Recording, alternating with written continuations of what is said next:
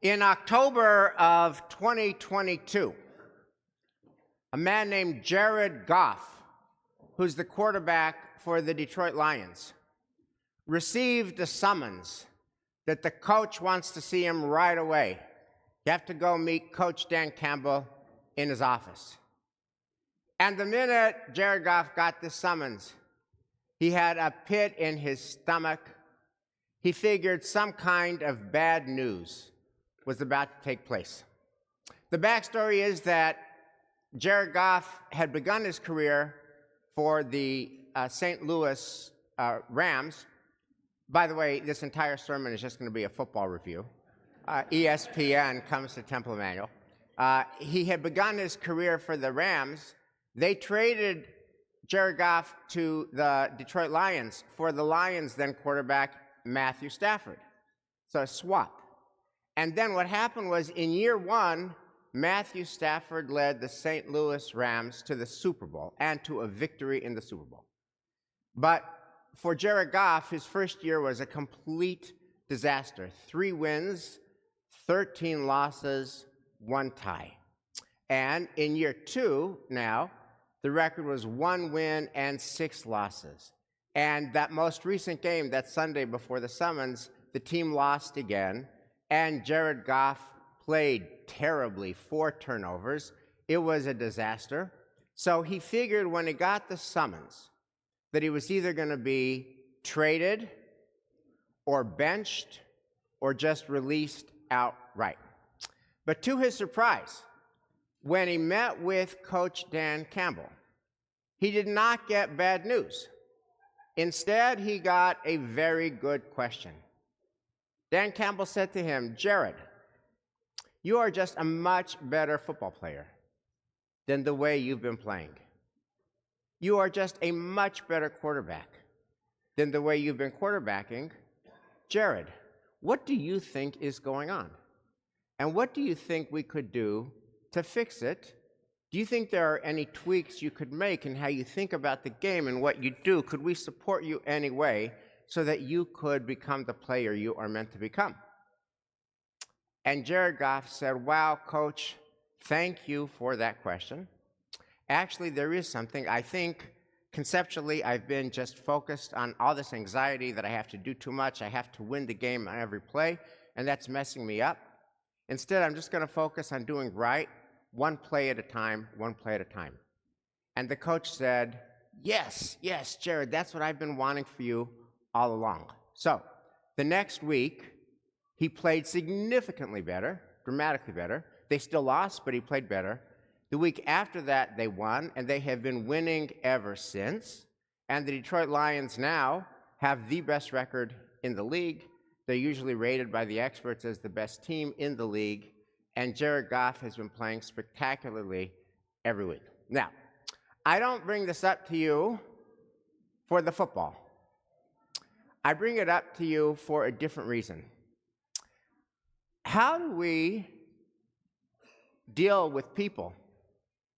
And how do we deal with places that are really struggling mightily? Jared Goff thought that he was about to get fired because he had hit rock bottom.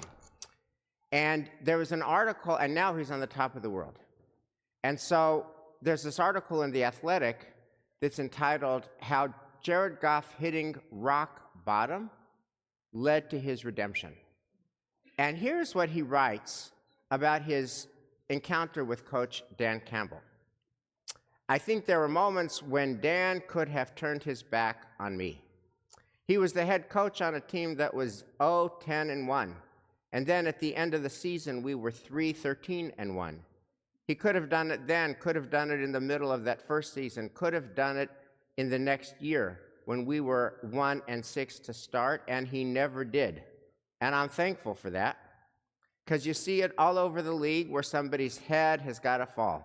They were calling for his head. They were calling for my head. And Dan Campbell just held the line and said, no, I believe in what we're doing here. I believe in Jared. I believe in what we have going on, and he's our guy, and here we are. So here's my question. What do we do for the people in our lives who are hitting rock bottom or who have hit rock bottom? And we all know it's easier to give up on than not to give up on. When things are dark, it's easier to give up on. It's hard to not give up on. How do we do what Dan Campbell did? How do we not give up on? And let me set the context. You already know this, but it's worth pointing out that there's at least 3 forms of rock bottom energy in our ecosystem today. There's not 1, and there's not 2, but there are 3 forms of rock bottom energy in our ecosystem. And so if we can figure this one out, if we can figure out how to help people who are in rock bottom or ourselves get to a higher place, that would be a really good thing. So the first form of rock bottom today is December the 7th, which is 1 year and 2 months since October 7th. And we all know that 14 months later, Israel has hit rock bottom. If you were here when Daniel Hartman spoke on Monday night with Michelle in dialogue, very sober, very somber, very concerning. How do we do what the CJP Spark mission, Solidarity mission, is going to do, which is not give up on Israel, but show up in Israel and say, Hineni, I am here. How do we not give up on Israel? You know, it's so easy to say, it's so hard. It's so sad. But that is not the ideal way to deal with rock bottom. Showing up and saying, Hineni, how do we do that? That's one level of ecosystem. Second is our country. Now, we know we're a 50-50 country. And we know that each side of that 50-50 has very deep convictions and very deep anxieties. And we know that the half of the country that's not in power is worried. And if we fear that our country may be going in the wrong direction and may be going into rock bottom, there is such a tendency, and I feel it, you hear it, you read it, to just go inward. Just go inward. How do we not give up on our country? How can we do a Dan Campbell when we are worried about our country? And here's the third level of rock bottom energy. And this is timeless. And this is human. It's part of the human condition. What happens when we have hit rock bottom? What happens when somebody we love has hit rock bottom? They have a mental illness challenge. They have a physical illness challenge. They have a substance abuse problem. They're addicted to something that is not healthy for them. They're dealing with loneliness, financial problems, professional problems, down on their luck.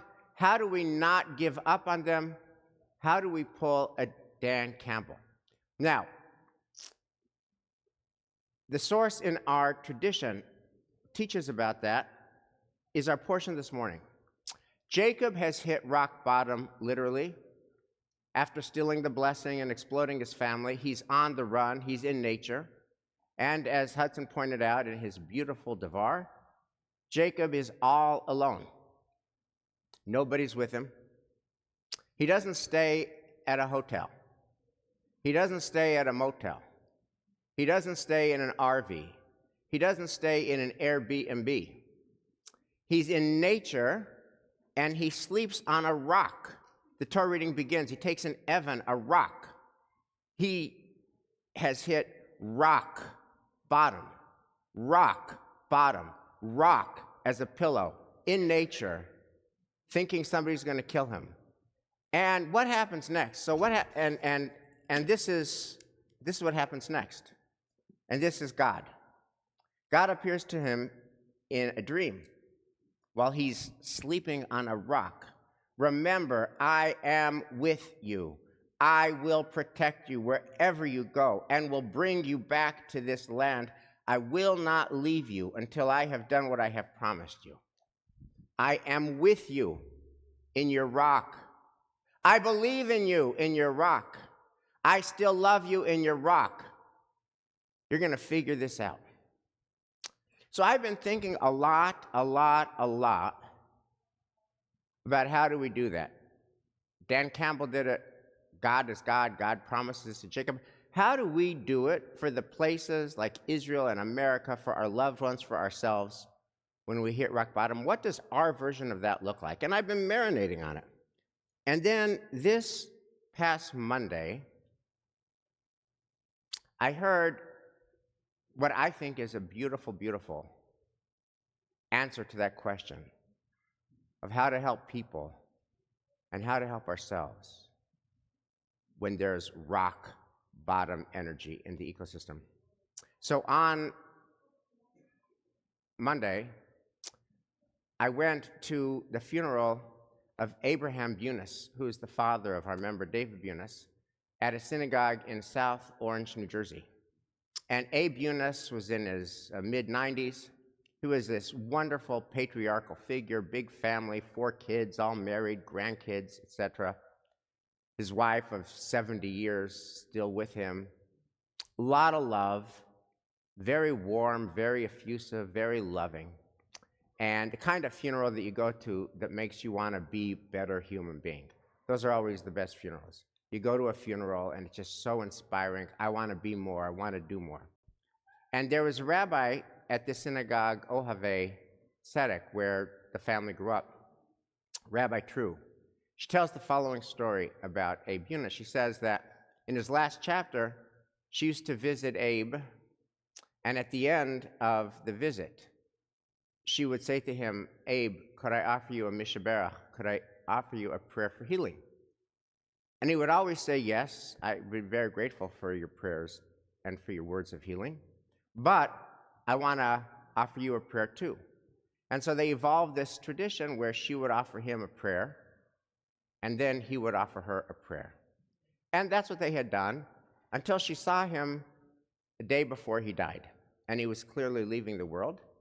And she says to him, Abe, can I offer you a mishaberach? And he says, I would love a mishaberach. And she offers him a mishaberach. And then he says, can I offer you my prayers? And she says, I would love your prayers. And Abe Bunis, in his next to last day of life, says, may you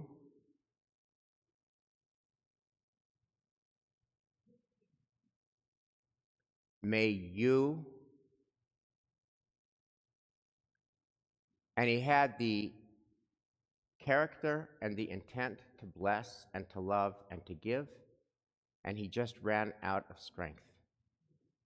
And he just ran out of energy. And his last prayer was, may you, ...